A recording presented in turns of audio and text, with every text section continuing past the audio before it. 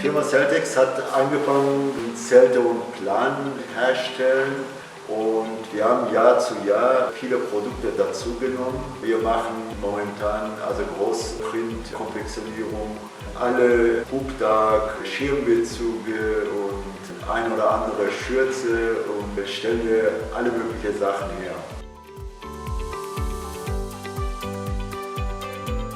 Also bei uns fängt an erstmal Überlegen und wir zeichnen alles im PC und danach geht in CNC und wir entscheiden, ob das Produkt mit Hochfrequenzgeschweißt wird, Heißluft geschweißt wird oder mit Heißkalt geschweißt wird. Wir haben alle möglichen Maschinen da und dann sagen wir mal, okay, dieses Produkt wird mit denen geschweißt oder dieses Produkt mit denen geschweißt.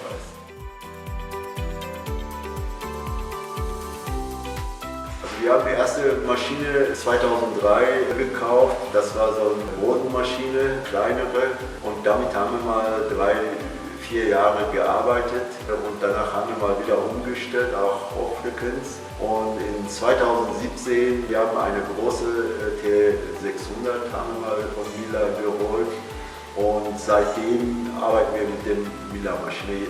Momentan haben wir mal 4 Stück davon.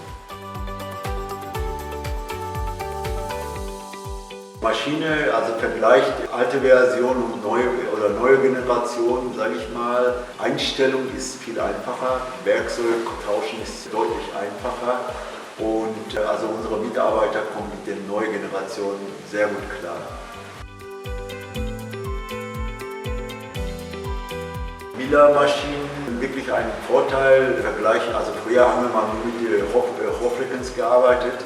Mit der Miller-Maschine, wir haben deutlich unsere Produktion erhöht, Geschwindigkeit erhöht und wir schaffen viel mehr. Und auch wir haben festgestellt, mit der Miller-Maschinen, wir sparen auch deutlich Strom. Ich kann das empfehlen, also ohne irgendwelche Gedanken, ich kann das weiterempfehlen.